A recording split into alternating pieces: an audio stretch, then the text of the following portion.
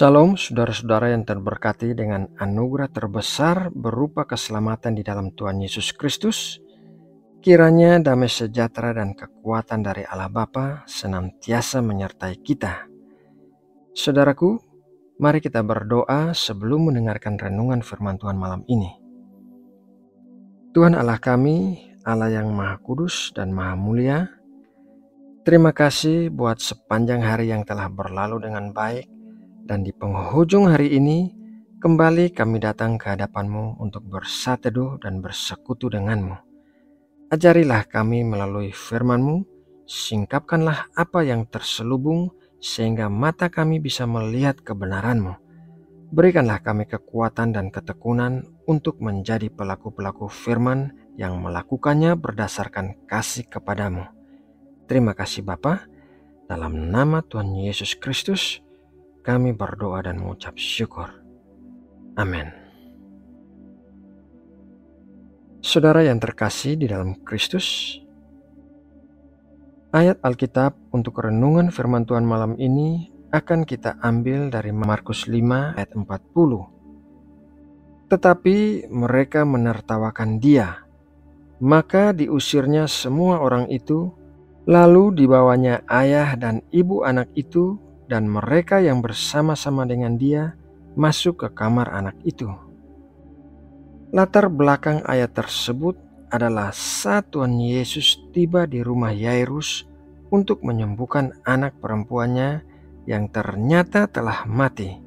Di rumah itu telah berkumpul banyak orang, dan sewaktu Tuhan Yesus mengatakan bahwa anak perempuan itu tidak mati tetapi tertidur, mereka menertawakannya sehingga Tuhan Yesus mengusir mereka semua keluar dari rumah Yairus.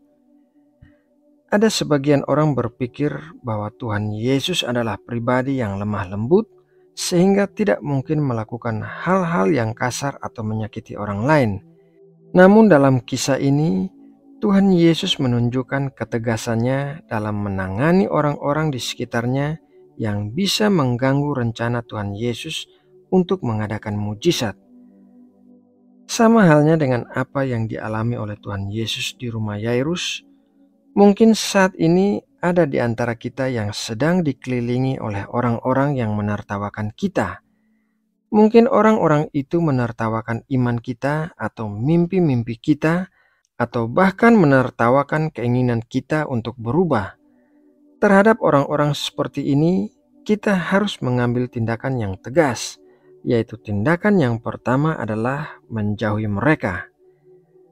Apabila memungkinkan, kita harus menjauhi orang-orang yang memberikan pengaruh negatif kepada kita atau berpotensi mematahkan iman kita.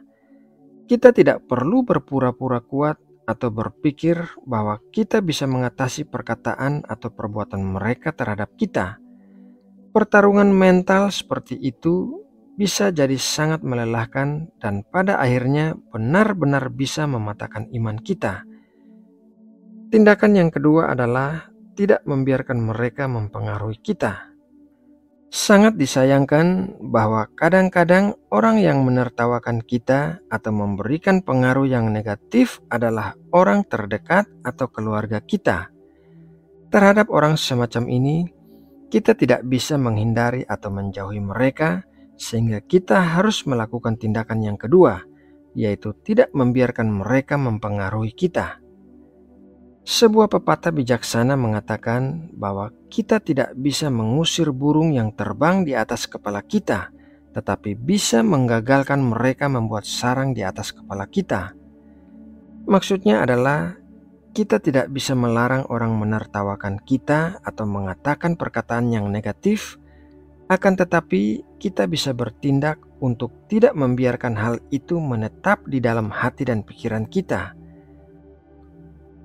Bukan hanya terhadap orang-orang, tetapi seringkali kita juga harus mengusir hal-hal yang bisa menghambat kita, misalnya saja kemalasan, pikiran negatif kita sendiri, kesombongan, ketidakjujuran, dan lain sebagainya. Kita tidak boleh membiarkan hal-hal tersebut mempengaruhi kehidupan kita. Setelah Tuhan Yesus mengusir orang-orang yang menertawakan Dia, ia membawa Yairus dan istrinya serta murid-murid yang datang bersama Tuhan Yesus, yaitu Petrus, Yakobus, dan Yohanes, untuk masuk ke dalam kamar anak perempuan itu. Pelajaran dari hal ini adalah apabila kita ingin mengalami mujizat Tuhan, maka kita harus mengelilingi diri kita dengan orang-orang yang positif dan membangun iman kita. Kita harus memiliki orang-orang yang mempercayai kita dan tidak menertawakan kita, melainkan menyemangati kita untuk terus maju.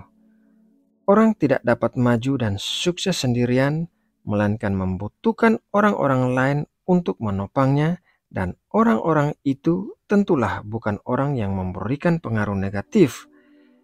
Selain itu, untuk menjaga pikiran kita agar tetap positif, kita harus memenuhi pikiran kita dengan firman Tuhan, karena firman Tuhan penuh berisi dengan hal-hal yang positif dan memberikan semangat kepada kita. Firman Tuhan tidak pernah mematahkan semangat kita. Mari kita baca dalam Matius 12 ayat 20. Buluh yang patah terkulai tidak akan diputuskannya, dan sumbu yang pudar nyalanya tidak akan dipadamkannya sampai ia menjadikan hukum itu menang.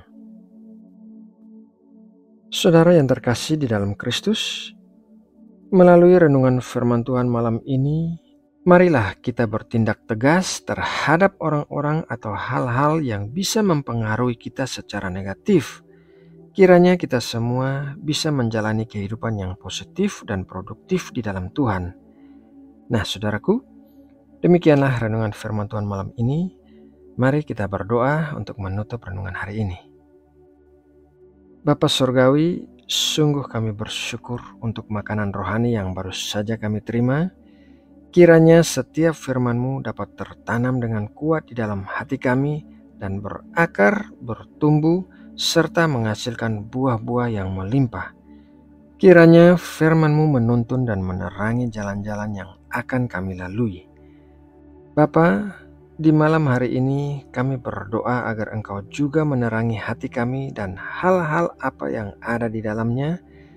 Apabila masih terdapat hal-hal yang tidak benar yang perlu kami usir, maka singkapkanlah kepada kami agar kami dapat menanganinya. Juga berikanlah hikmat bagi kami untuk bisa membedakan orang-orang di sekitar kami yang memberikan pengaruh positif dan negatif kepada kami. Jauhkanlah kiranya kami dari orang-orang yang memberikan pengaruh negatif, dan lindungilah kami dari pikiran-pikiran yang merusak. Terima kasih ya Bapa. Malam ini setelah kami selesai bersateduh, kami akan segera beristirahat. Kami berdoa memohon perlindungan-Mu yang melingkupi kami dan menjauhkan kami dari segala sesuatu yang jahat, dan kami serahkan hidup kami ke dalam tangan-Mu. Terima kasih ya Bapa. Kami juga berdoa bagi kesejahteraan bangsa Indonesia. Kami berdoa bagi berkat-berkat di bidang ekonomi dan pertahanan keamanan negara.